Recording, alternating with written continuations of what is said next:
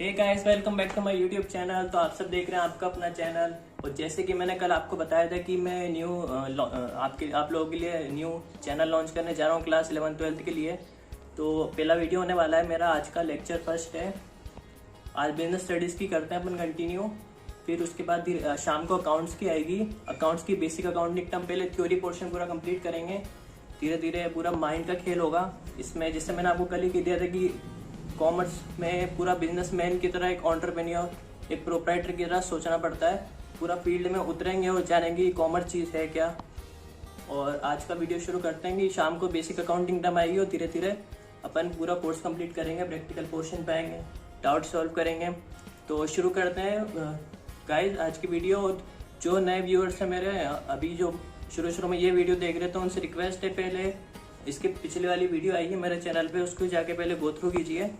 तो शुरू करते हैं आज का वीडियो। उसमें मैंने सब बता रखा है कि कैसे स्टार्ट करेंगे, पहले क्या आएगी और कौन सी क्लास का पहले कोर्स स्टार्ट कर रहा हूँ, और धीरे धीरे कैसे अपन आगे बढ़ेंगे। तो शुरू करते हैं गाइस आज का वीडियो। Let's begin. देखिए गाइस, हाँ अपन आ चुके हैं।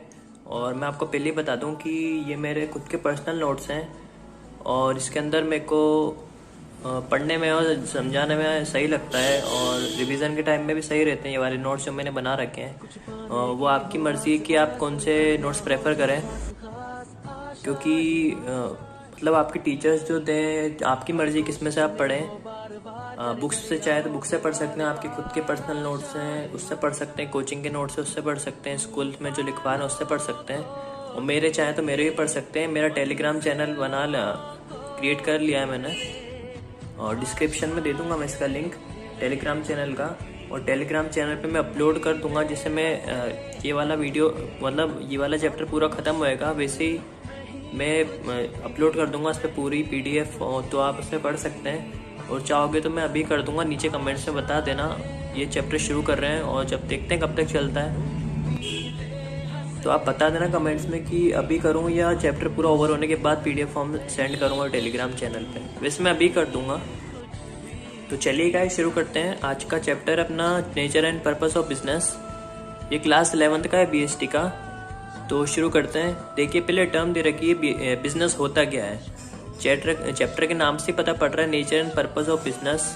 तो पहले बिजनेस की टर्म का मतलब समझ लेते हैं, और तो आसानी रहेगी आपके, क्योंकि अकाउंट्स में भी और बाकी जब तक, मतलब शुरू में आपको मैंने पहले ही बोला है कि सारी टर्म्स को एकदम माइंड में सेट करके चलिएगा, इससे आपको प्रैक्टिकल क्वेश्चंस करने में और आगे जो आपको करना है लाइफ में उसको करने में दिक्कत नहीं आएगी।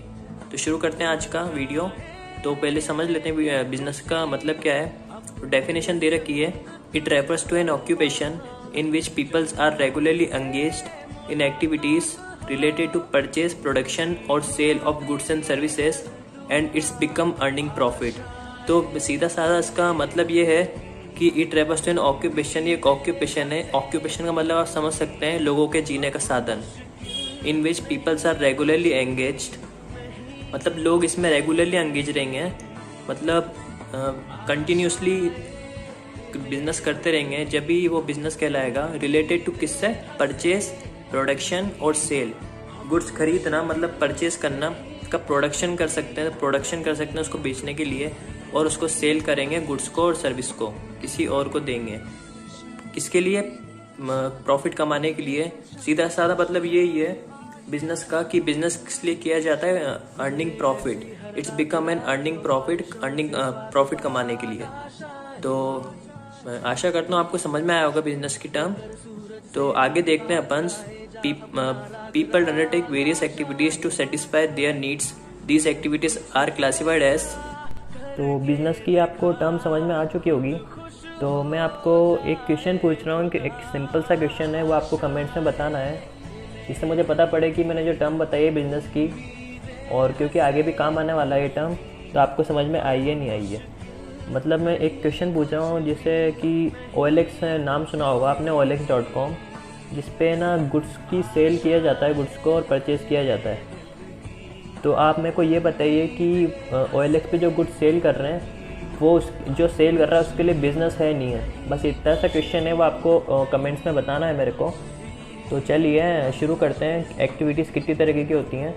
फर्स्ट होती है economic activities, this word as refers to earn profit for run और livelihood is known as economic activities. इसका सीधा सारा मतलब यही है, वो एक्टिविटीज़ जो अपन कर रहे हैं किसके लिए, पैसे कमाने के लिए, और अपनी लाइवलीहुड मतलब अपनी ज़िंदगी चलाने के लिए पैसे कमाते कमाते जो अपन कर रहे हैं वो इकोनॉमिक एक्टिविटीज़ के लिए। इसमें एग्जांपल्स आ जाएंगे बिजनेस, प्रोफेशन और एम्प्लॉयमेंट। बिजनेस मैंने आपको बता ही दिया और प्रोफेशन और एम्प्लॉयमेंट आपको आगे बताऊंगा। और तो सेकंड टर्म देखिए, non economic activities. This activities are performed by out of love, sympathy, sentiments etcetera. ये वो एक्टिविटीज़ होती हैं जो अर्निंग प्रॉफिट के लिए, मतलब अपन प्रॉफिट अर्न नहीं कर रहे हैं उससे, मनी कमा नहीं रहे हैं उससे, अपन अपने इच्छा अनुसार कर रहे हैं और अपने लव से कर रहे हैं, अपनी सिंपैथी से और अपनी सेंटिमेंट से कर रहे हैं, अपने इच्छा अनुसार कर रहे हैं, अपने अंदर से आया कुछ करने के लिए वो अपन कर रहे हैं। इसका सीधा साधा मतलब ये है कि अपन अपने मन से कर रहे हैं और अपन प्रॉफिट नहीं कमा रहे इसमें मनी का कुछ खेल ही नहीं है। तो देखिए इसमें एग्जांपल दे रखे हैं, and in this activity peoples are not earn money, मैंने बता ही दिया। एग्जांपल है गोइंग टू टेम्पल। मंदिर जाना आप पैसे कमाने के लिए थोड़ी जा रहे हैं, मंदिर जाना अपन पैसे कमाने के लिए नहीं जा रहे हैं, अपन भगवान के पास जा रहे हैं और जो अपन को कहना है उनसे और जो लेना है वो अपने मन से जा रहे हैं। मतलब ऐसा थोड़ी है कि कोई लोग पैसे कमाने के लिए मंदिर जाते हों, ऐसा नहीं है ना। तो देखते हैं अब कैरेक्टरिस्टिक्स बिजनेस की क्या क्या होती हैं। तो कैरेक्टरिस्टिक देखिए, an economic activity it is undertaken for earning money for our livelihood to earn satisfaction. मैं आपको बता ही दिया बिजनेस का पहला और सीधा सारा बिजनेस का टर्म आती माइंड में ये पत्ती जल जानी चाहिए कि बिजनेस का मतलब पैसे कमाना होता है। तो यही है इकोनॉमिक एक्टिविटी में पढ़ लिया अपन ने। और सेकंड दे रखा है इसमें, business has to run most important thing is to that production and procurement. या तो कोई बंदा बिजनेस कर रहा है वो या तो खुद प्रोडक्शन करेगा और सेल करेगा, या तो प्रोक्योरमेंट। प्रोक्योरमेंट का मतलब होता है किसी दूसरे से ख़रीदना और उसको आगे सेल करना, वो प्रोक्योरमेंट मतलब उसका मतलब प्रोक्योरमेंट होता है। तो कंफ्यूज नहीं होने का है। तो business has to run most important thing has to that production and procurement of goods and services.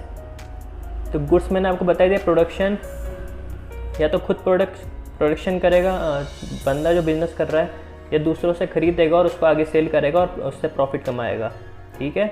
और थर्ड पॉइंट है, for transaction is completed when goods and services are sold और एक्सचेंज टू अर्न प्रॉफिट।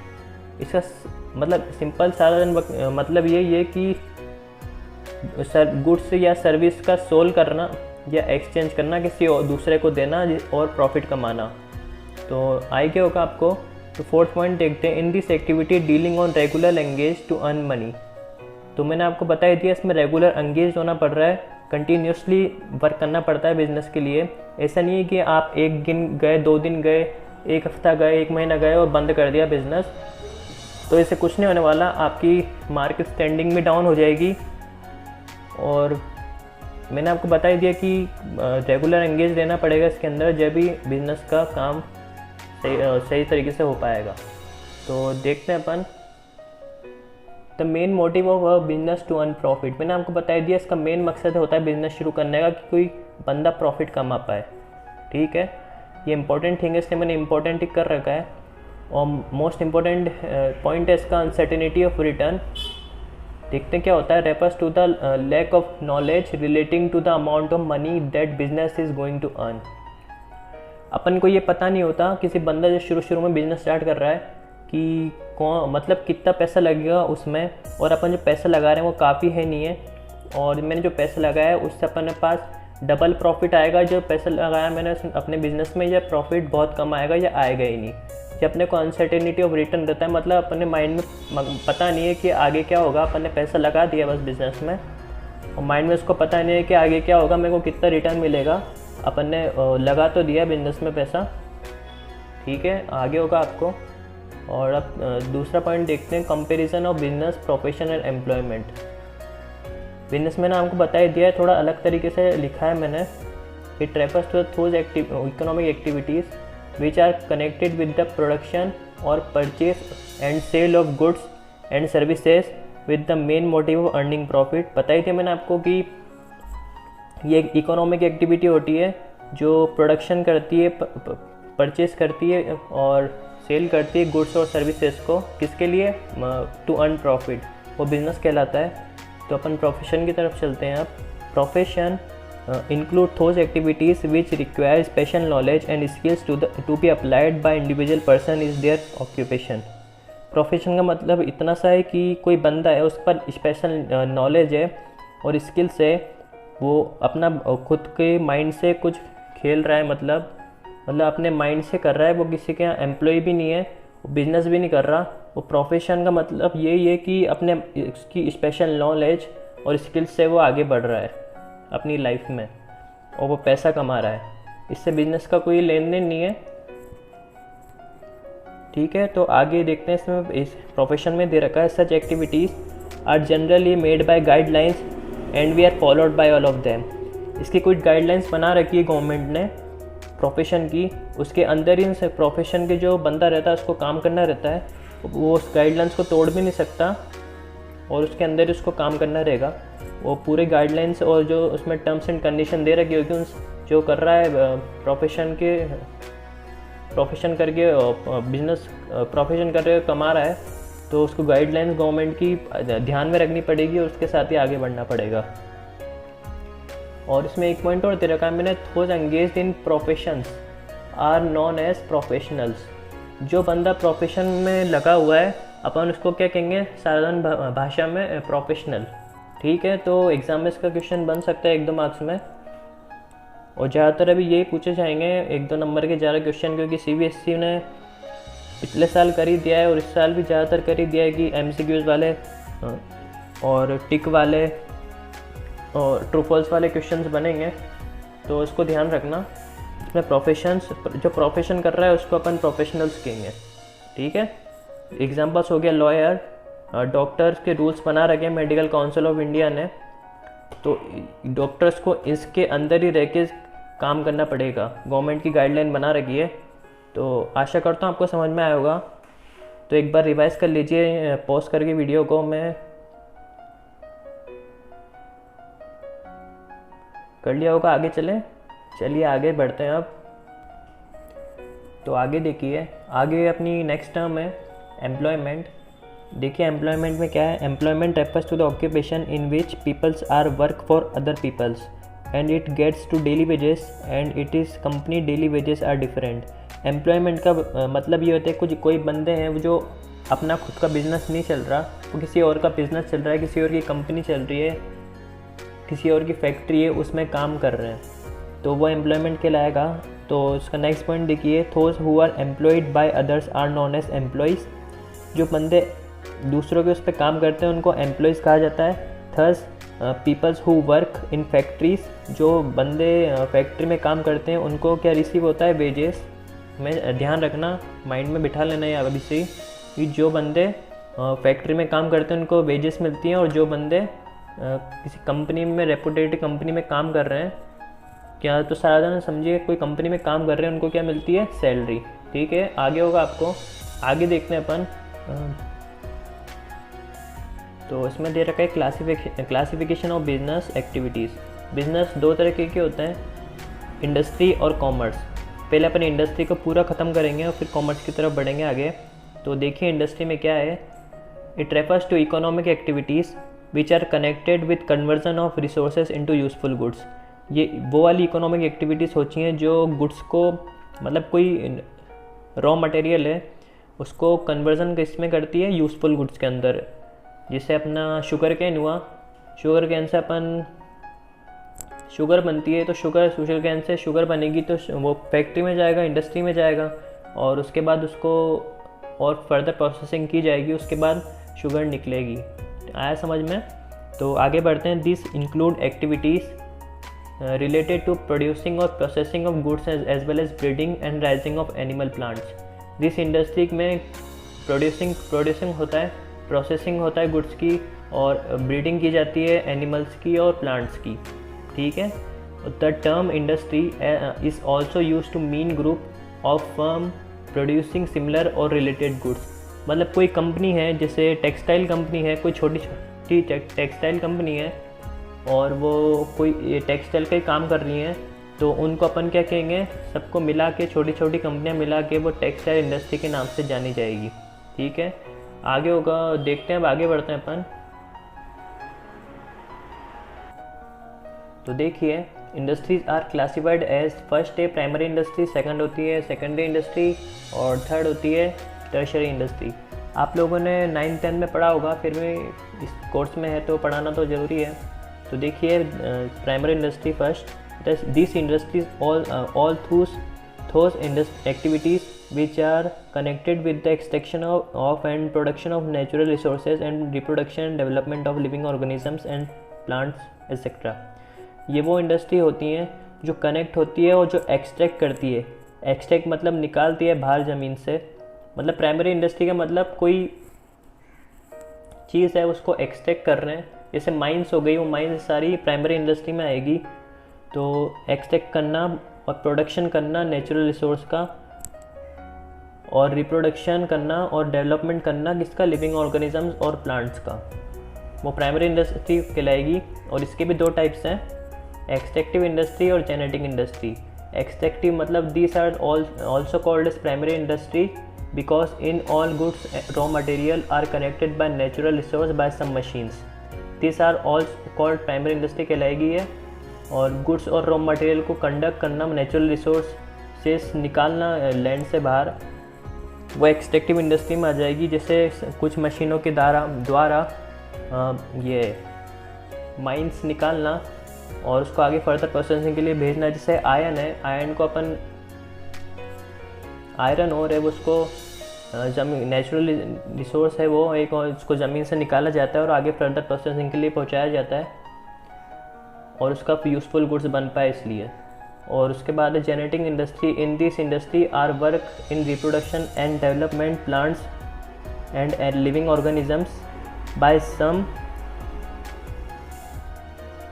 सम और machineries, जैसे animal husbandry हो गई, milk हो गया, हनी बीज हो गई, नर्सरी हो गई, पोल्ट्री फार्म हो गया, वो सब जेनेटिक इंडस्ट्री में आएगा।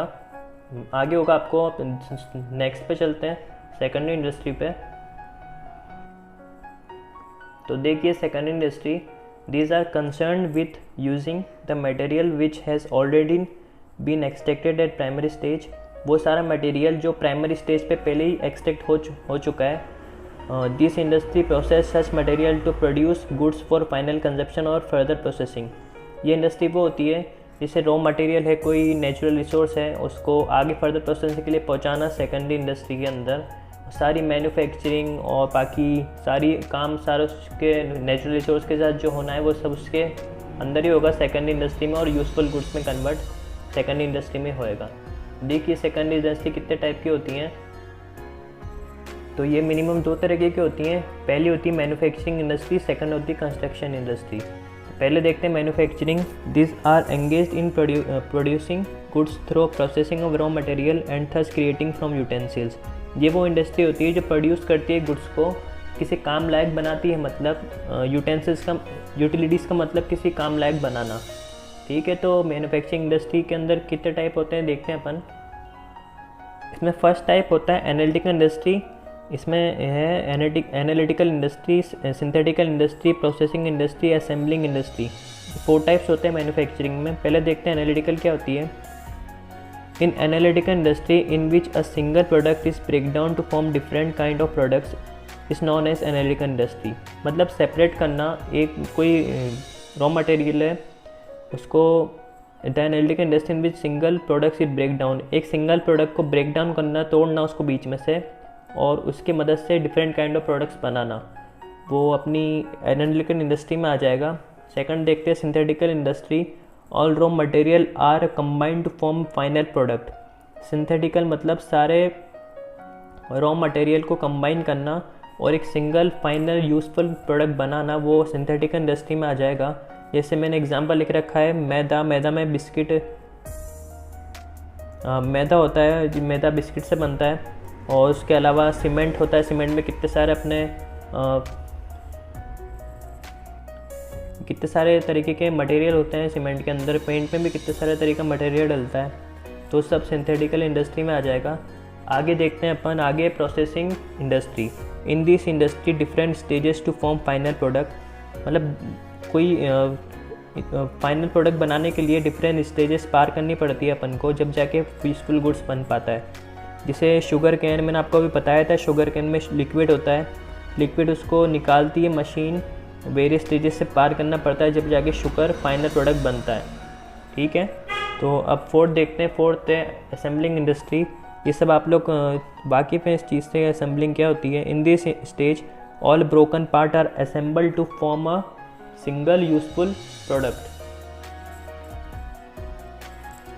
मतलब एक ब्रोकन पार्ट को मिलाना, मतलब असेंबल करना, सबको इधर उधर बिखरा हुआ है उसको असेंबल करना और एक फाइनल प्रोडक्ट बना लेना, यूजफुल गुड्स बना लेना उसके लिए। एग्जांपल में अपन मोबाइल से ले सकते हैं। मोबाइल्स में कितनी सारी चीज़ें होती हैं, डिस्प्ले होती है, मल्टी असेंबलिंग होती है, उसके अलावा कैमरा होता है और रैम होती है, रोम होती है, प्रोसेसर होता है। सबको मिला के एक फाइनल मोबाइल बना देना, वो असेंबल कहलाता है। ठीक है, आगे होगा आपको। अब इसकी नेक्स्ट की ओर बढ़ते हैं। नेक्स्ट है construction industry. Engineering and architectural skills important part of this. जो इंजीनियर होते हैं और जो आर्किटेक्चर्स होते हैं वो इसके बहुत ज़रूरी है इसके लिए, कंस्ट्रक्शन इंडस्ट्री के लिए। तो ये जो अपने एग्जांपल दे रखे मैंने, कंस्ट्रक्ट करना, डैम बनाना, कंस्ट्रक्ट रोड बनाना, कंस्ट्रक्ट बिल्डिंग बनाना, वो सारे कंस्ट्रक्शन इंडस्ट्री में आ जाएगी। अब थर्ड देखते हैं। थर्ड है tertiary industry. These are concern with providing support services to primary and secondary industry as well as activities related to trade. These are concern with providing support and services. ये कुछ support देती है, कुछ दोनों को, मतलब primary industry और secondary industry को पूरा सपोर्ट देगी है। और जैसे कोई यूज़फुल, मतलब रॉ मटेरियल है, जैसे अपन मान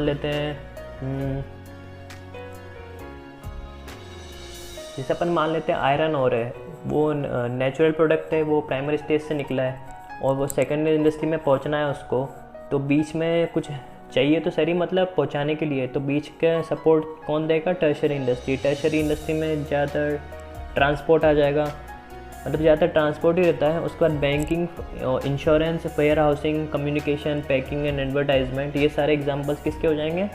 टर्शियरी इंडस्ट्री के। अब अपन बढ़ते हैं आगे कॉमर्स के तरफ। कॉमर्स में 2 टाइप्स के होते हैं, ट्रेड और ऑक्सिलरीज टू ट्रेड। ट्रेड मतलब व्यापार करना और ऑक्सिलरीज टू ट्रेड मतलब जो व्यापार करने में मदद कर रही हैं चीज़ें, वो सारी ऑक्सिलरीज टू ट्रेड में आ जाएंगी। और इसका दूसरा नाम भी है एड्स टू ट्रेड। तो कंफ्यूज नहीं होने का है, वो ऑक्सिलरीज टू ट्रेड और एड्स टू ट्रेड दोनों एक ही बात है वो। तो देखते हैं ट्रेड पहले। It refers to sale, transfer और exchange of goods. It helping in making the goods produced available to ultimate consumer.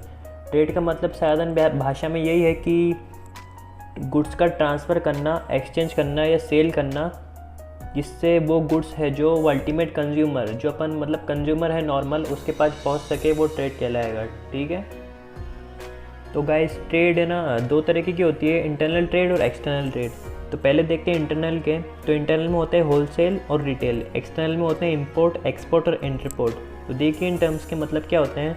Internal का मतलब in this trade goods have trading in only India not international. मतलब goods का trade होना, goods का व्यापार होना India के अंदर ही, मतलब अपनी कंट्री के अंदर ही गुड्स का व्यापार हो रहा है।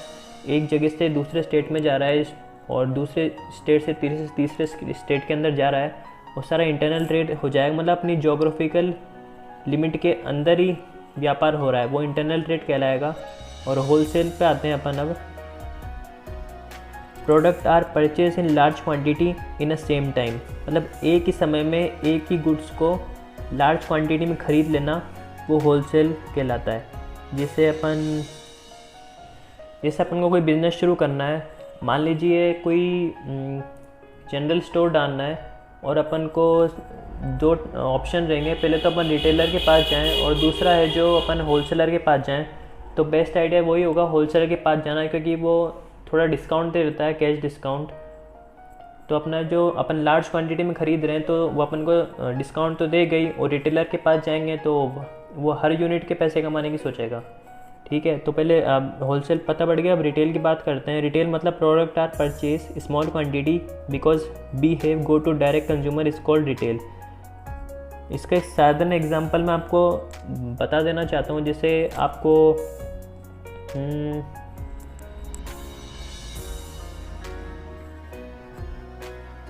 जैसे आप लोगों को सॉफ्ट ड्रिंक्स पीने की इच्छा हुई, आप गए कुछ पैसे लेके और घर के बाहर निकले, जैसे इतने सारी शॉप्स दिख गई, वो सारी रिटेल शॉप्स हैं। वो आपको हर मतलब कहेंगे कि आप पूछेंगे वहाँ जाके सॉफ्ट ड्रिंक्स देंगे, वो कहेंगे मिल जाएगी। तो ठीक है, वो हर मतलब बाहर जो आपके घर के बाहर निकलती जो शॉप दिख जाए वो सारी रिटेल शॉप्स होती हैं। जो होलसेलर शॉप्स होती हैं वो एकदम अलग जगह पे होती हैं, जो रिटेल शॉप से एकदम अलग होती है, मतलब होलसेल की शॉप। और रिटेल तो आपको हर जगह मिल जाती हैं। एक मिनिमम एरिया के अंदर होती है होलसेल की शॉप। वो आपकी इसके अंदर कोई गुड्स है उसकी, जैसे कोई जनरल स्टोर है, जनरल स्टोर के कोई भी ले लो आप, जैसे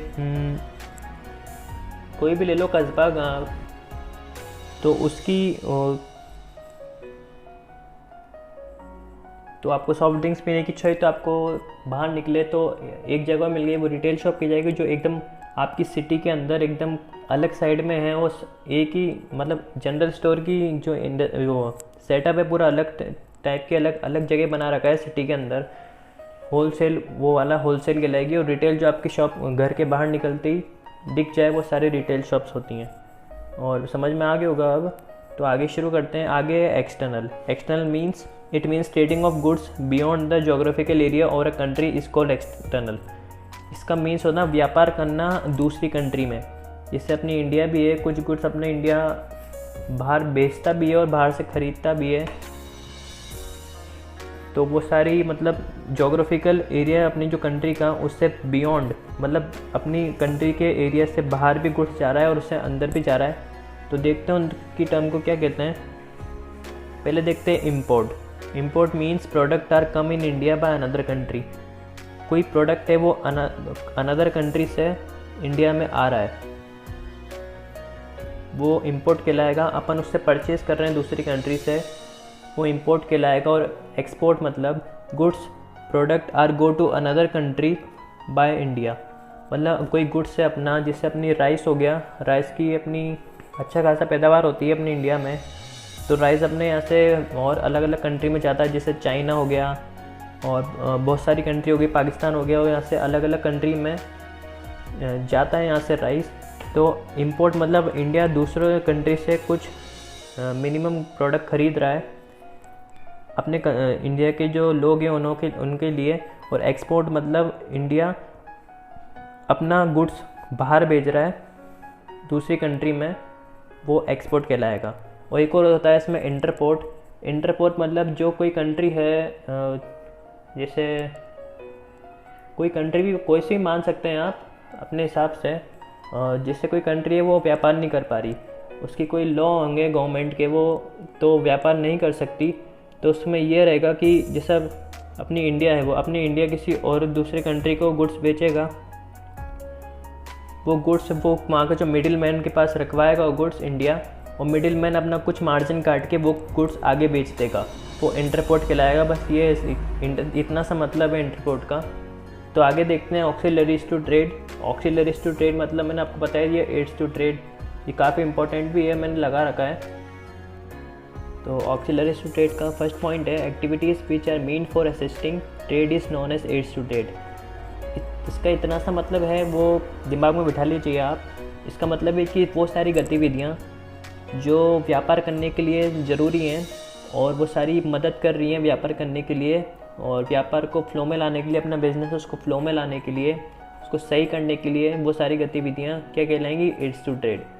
तो नेक्स्ट पॉइंट देखिए, these activities help in removing various hindrances. ये जो एक्टिविटीज़ हैं वो क्या करती है, वेरियस हिंड्रेंसेस को हटाने में मदद करती है। हिंड्रेंस का मतलब रुकावटें, जो रुकावटें आ रही हैं उनको हटाने में मदद करती है, जिससे which are arise in connection with production and distribution of goods. मतलब कनेक्शन प्रोडक्शन जो होगा उसको अपन कंज्यूमर तक कैसे पहुंचाएंगे गुड्स को, उस गुड्स का डिस्ट्रीब्यूट कैसे करेंगे, वो सारे अपन देखते हैं इसके अंदर। जिससे इसमें आ जाता है। इसके एग्जांपल्स हैं हिंड्रेंस के respect of person, place, time, risk, finance, information. तो फर्स्ट देखते हैं ट्रांसपोर्ट एंड कम्युनिकेशन। देखिए, the India the goods are use at a particular place and it is consume all over the country. कोई India है, मतलब India है, वो goods है वो किसी पर्टिकुलर प्लेस में बन रहा है इंडिया में, और वो ऐसा है कि दूसरी कंट्री में भेजना है उसको, गुड्स को, इंडिया को। तो कैसे भेजेगा? So that it is necessary to provide the goods to each and every part of the country. This hindrance solved by transport and communication. ये जो हिंड्रेंस है ये ख़त्म हो जाता है ट्रांसपोर्ट के ज़रिए। आप लोगों को पता ही है, हिंड्रेंस प्लेस मतलब जो गुड्स इंडिया में बन रहा है वो दूसरी कंट्री में किसके ज़रिए भेजेगा? ट्रांसपोर्ट एंड कम्युनिकेशन के ज़रिए। ठीक है, आगे होगा आपको। नेक्स्ट पॉइंट है बैंकिंग एंड फाइनेंस। ये गाइस आप लोगों को पता है बैंक और फाइनेंस का क्या चक्कर है और कैसे हिंड्रेंस कैसे आ जाते हैं बिज़नेस के अंदर। कोई बिज़नेस है उसको शुरू करना है तो वो उसके बाद अपनी खुद की अर्निंग नहीं लगाना चाहता, तो सही बताऊँ तो जो बिजनेसमैन होता है, जो प्रोप्राइटर होता है, जो एंटरप्रेन्योर होता है, वो अच्छी तरह सक्सेस जब ही हो पाता है जब वो दूसरों के पैसों पे व्यापार करे। ऐसा नहीं है कि अपने बिजनेस में अपने ही पैसा लगा दिया, मतलब ज़्यादा अमाउंट में पैसा लगा दिया और वो ख़त्म हो गया, बिज़नेस चला भी नहीं, उसकी मार्केट स्टैंडिंग भी डाउन हुई और उसका जो उन्होंने पैसा लगाया वो भी ख़त्म हो गया। तो इसके लिए बैंक बैठा है, बैंक इसको फाइनेंस प्रोवाइड कराता है कि कुछ सिक्योरिटी रखवा दीजिए आपको बैंक में से पैसा क्यों चाहिए, आप क्या करना चाहते हैं, बिज़नेस करना चाहते हैं, किस लिए चाहिए आपको।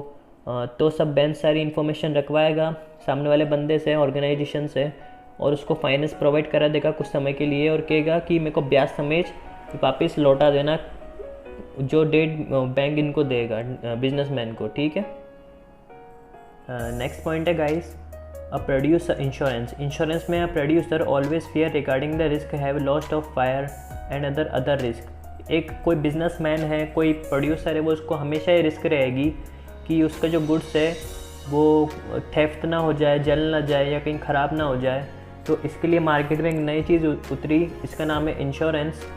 और इंश्योरेंस मतलब जो आपका गुड्स है वो उसके रिस्क जो होता है प्रोड्यूसर को और बिजनेसमैन को, एंटरप्रेन्योर को, वो ख़त्म हो जाता है इसके ज़रिए, इंश्योरेंस के ज़रिए। वो इंश्योरेंस करा लेते हैं और जो उनको मिनिमम प्राइस है जो उनकी गुड्स की जो होनी चाहिए, मतलब जो गुड्स की प्राइस है उनको, वो उतनी प्राइस उनको मिल जाती है, बिना रिस्क के वो बिजनेस कर सकते हैं। चलिए गाइस आगे देखते हैं। आगे है वेयर हाउस।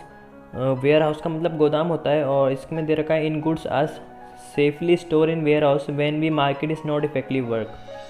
इसका साधारण मतलब ये है कि गुड्स का स्टोर हो जाना, गोदाम के अंदर स्टोर हो जाना जब मार्केट स्टैंडिंग डाउन चल रही है, उस गुड्स का मतलब डिमांड नहीं है मार्केट के अंदर, तो गुड्स ख़राब नहीं हो जाए, चोरी नहीं हो जाए, थेफ्ट नहीं हो जाए, इसलिए उस गुड्स को वेयर हाउस में सेफली रख सकते हैं जब तक मार्केट इफेक्टिव वर्क नहीं कर जाता। ठीक है, इनका हिंड्रेंस टाइम और वेयर हाउसिंग, मतलब टाइम इफेक्टिव वर्क नहीं कर रहा हो जब तक उसको वेयर हाउस के अंदर ही रखा जाए गुड्स को। ठीक है, इसके बाद है एडवर्टाइजमेंट। इसका एडवर्टाइजमेंट का मतलब सब कुछ सारे बंदे जानते ही होंगे एडवर्टाइजमेंट का मतलब ज़्यादातर। तो चलिए फिर भी बता ही देता हूँ मैं एडवर्टाइजमेंट का मतलब। जैसे सिंपल सा एग्जांपल देता हूँ, न्यूज़पेपर है, न्यूज़पेपर में हर दिन आता है, आप लोग पढ़ते भी होंगे, उसमें एडवर्टाइजमेंट आता है, किसी कंपनी का आता है, कभी बाइक्स का आता है, कभी कार्स का आता है। कोई कंपनी एडवर्टाइजमेंट करती है जिससे जो कंज्यूमर होता है उसको पता पड़ जाए कि ये चीज़ अभी मार्केट में लॉन्च हुई है और उनका जो बिज़नेस है वो इफेक्टिव वर्क कर पाए। जैसे hindrance, information go to place और एडवर्टाइजिंग। इन्फॉर्मेशन पहुंचाना मतलब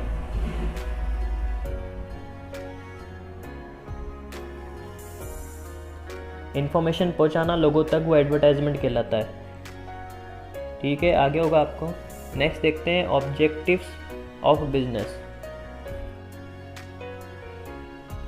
objective are the end result towards which all the activities of an organisation are directed.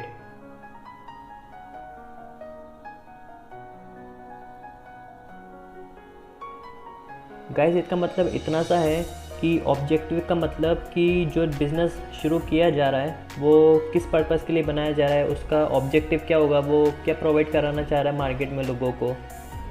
तो अपन देखते हैं ऑब्जेक्टिव, ये होता है ऑब्जेक्टिव। और आगे देखते हैं, it refers to all that the business peoples want to get in return for what they do.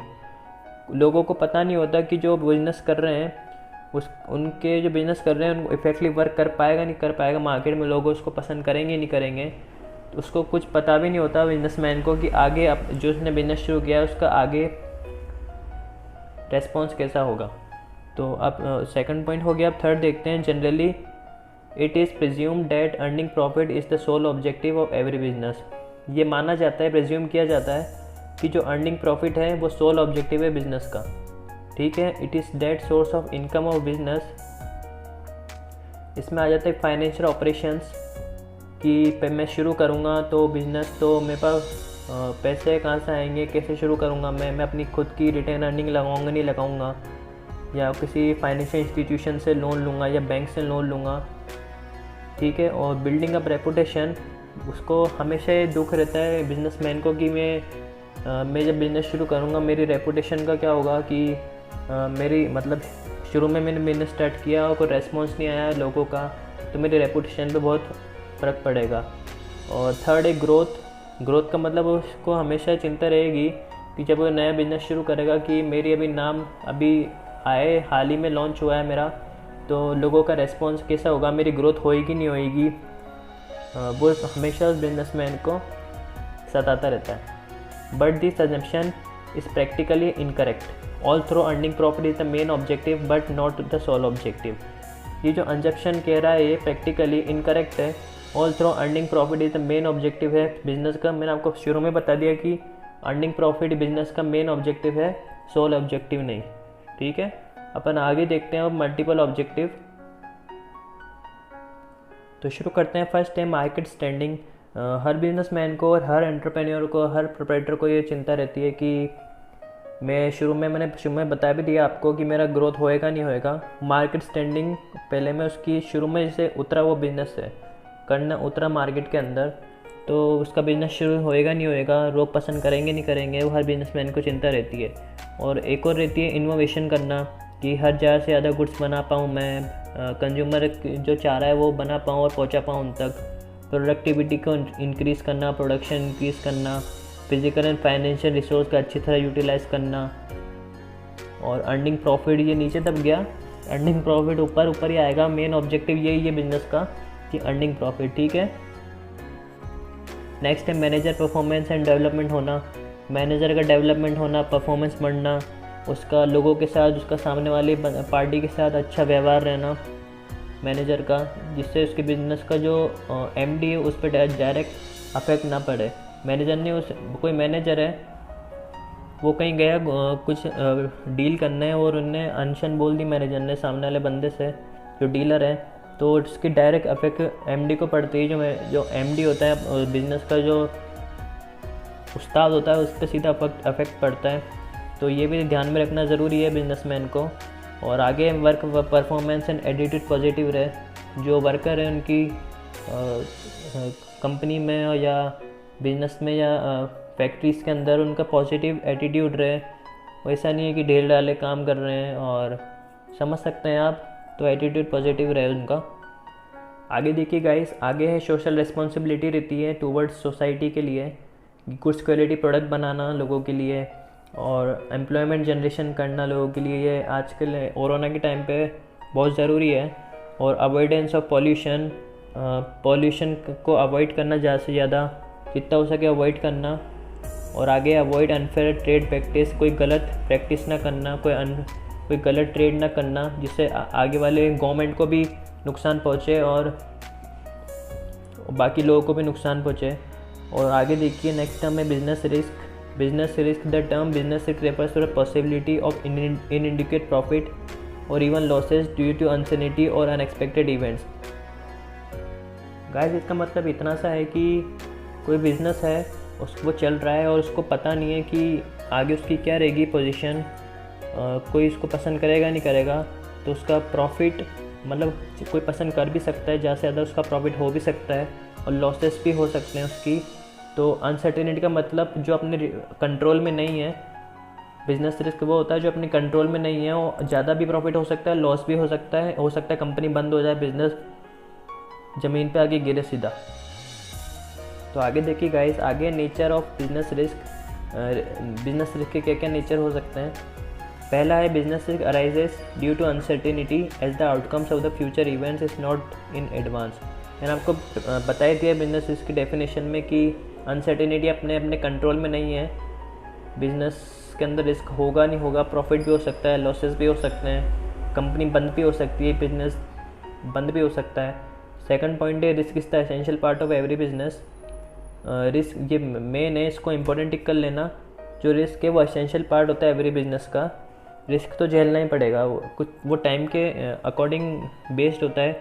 कुछ किसी का शुरू में ही अच्छा खासा चल जाता है बिजनेस, अच्छा खासी अर्निंग हो जाती है, किसी की नहीं हो पाती और शुरू में बिजनेस को बहुत सारा लाइबिलिटी बन जाती है बिजनेस की, लोगों को चुकाना पड़ता है पैसा और पूरी बिजनेस शुरू किया है जो उन्हें वो पूरा ख़त्म होना पड़ता है। और थर्ड है degree of risk mainly depends upon nature and size of business.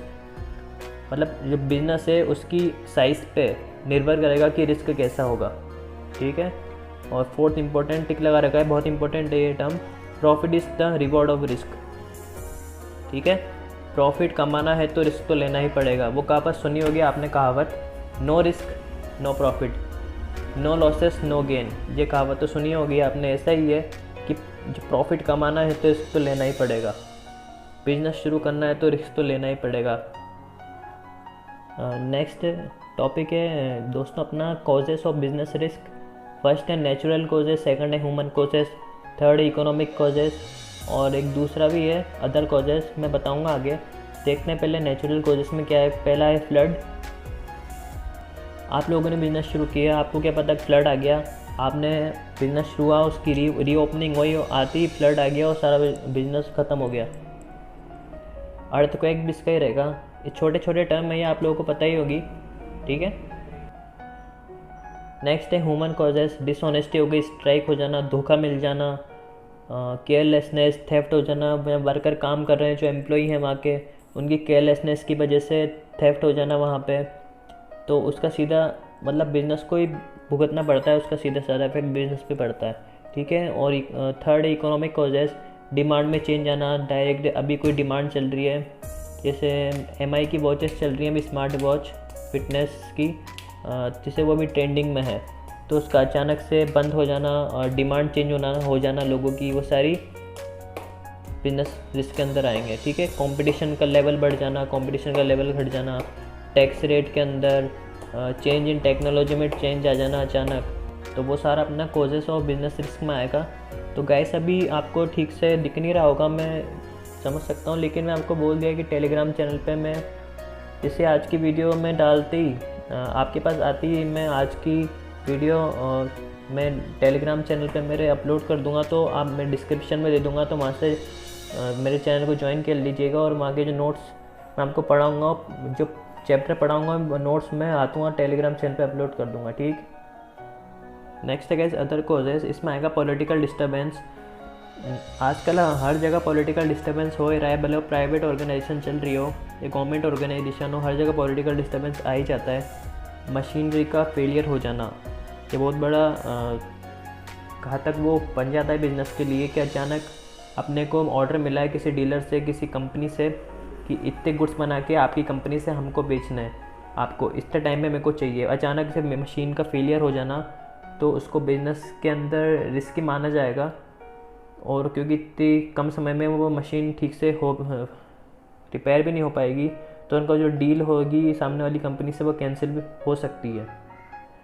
तो इसी के साथ ख़त्म होता है अपना चैप्टर गाइस। ये मैंने चार्ट बनाया है रिवीजन करने के लिए, वो अपने आपके लोगों के काम आ पाए फाइनल एग्जाम्स के अंदर। तो देख लीजिए अपन ने क्या क्या पढ़ा। पहले पढ़ा इंडस्ट्री में primary industry, second industry, tertiary industry. Primary के 2 पार्ट्स पढ़े थे, एक्सट्रैक्टिव और जेनेटिक। इसमें अपन ने माइनिंग और एग्रीकल्चर देखा था। जेनेटिक में अपन ने पोल्ट्री फार्म और डेयरी देखी थी। उसके बाद सेकेंडरी के 2 टाइप्स देखे थे, कंस्ट्रक्शन और मैन्युफैक्चरिंग। कंस्ट्रक्शन में मैं आपको बताया था आर्किटेक्चर्स होते हैं और इंजीनियर्स होते हैं मेनली, और डैम बनाते हैं, ब्रिजेस बनाते हैं, रोड्स बनाते हैं। उसके बाद मैन्युफैक्चरिंग में आ जाता है अपने processing, assembling, analytical, synthetical. Processing मतलब पेपर्स और शुगर। असेंबल करना मैंने आपको बताया था, मोबाइल्स और कंप्यूटर्स, टेलीविज़न सारे असेंबल होते हैं। उसका एनालिटिकल इंडस्ट्री में oil refining, synthetical industry, cement, paint, ठीक है, मैं आपको बता दिया था। उसके बाद देखा टर्शरी में अपने सर्विसेज देखी थी, जैसे ट्रांसपोर्ट देखा था, बैंकिंग एंड फाइनेंस देखा था, और वेयर हाउस देखा था, इंश्योरेंस देखा था, और वेयर हाउसिंग देखा था, इंश्योरेंस देखा था, और क्या एडवर्टाइजमेंट देखा था। वो सारी सर्विसेज टर्शरी के अंदर आ जाएंगी। और नेक्स्ट अपना कॉमर्स देखा था अपन ने। कॉमर्स में अपन ने देखा था ट्रेड और ऑक्सिलरीज टू ट्रेड। ट्रेड के अंदर अपन ने 2 टाइप्स देखे थे, internal trade, external trade. Internal trade के अंदर भी अपन ने होलसेल और रिटेल, और एक्सटर्नल के अंदर अपन ने देखे थे इंपोर्ट, एक्सपोर्ट, इंटरपोर्ट, ठीक है। उसके बाद अपन ने ऑक्सिलरीज टू ट्रेड देखा था, वो सारे इसके अंदर आ जाएंगे, ठीक है। ट्रांसपोर्ट, एक जगह से दूसरी जगह गुड्स कैसे जाएगा, प्लेस का जो दिक्कत है वो सारी ऑक्सिलरीज टू ट्रेड ट्रांसपोर्ट ख़त्म कर देती है।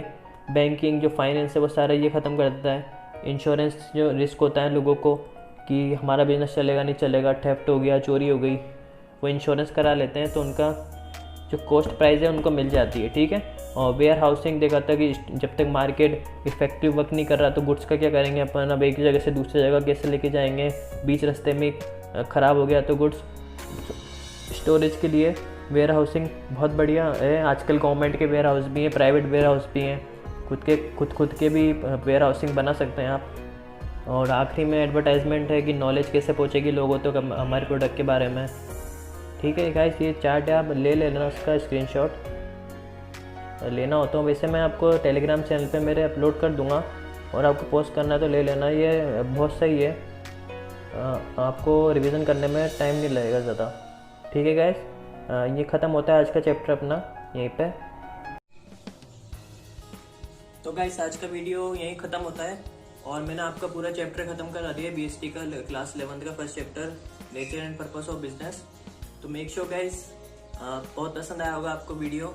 और जो मैंने आपको क्वेश्चन दिया है OLX का दिया है ना, वो आपको बताना है कमेंट्स के अंदर, और बताइए मेरा चैप्टर कैसे लगा आपको। और इसका जो नोट्स हैं पूरे मैं मेरे टेलीग्राम चैनल को फॉलो कर लीजिएगा, मैंने डिस्क्रिप्शन में इसका लिंक दे दिया है, और पूरा इसके नोट्स है मेरे, मैं आपको सेंड कर दूंगा टेलीग्राम चैनल पे। तो मेक श्योर गाइस बहुत पसंद आया होगा आपको video. Thank you so much guys for watching this video. और शाम को आइएगा चैनल पे 6 बजे, बेसिक अकाउंटिंग टर्म पढ़ेंगे अपन, ठीक है। और thank you so much guys for watching this video, thank you so much. और गाइस चैनल को सब्सक्राइब करना ना भूलें, और लाइक कीजिए वीडियो को। और जो मैंने शुरू में ही बोला है कि जो व्यूअर्स पहली बार देख रहे हैं वो पहले मेरा फर्स्ट वीडियो जाके देखें, इंट्रो वीडियो, उसमें मैंने बता रखा है कि अपन कैसे कोर्स पूरा कंप्लीट करेंगे। और thank you so much guys, और सब्सक्राइब करना ना भूलें, लाइक कीजिए, कमेंट्स कीजिए, और शेयर कीजिए वीडियो को। Thank you so much guys, thank you so much.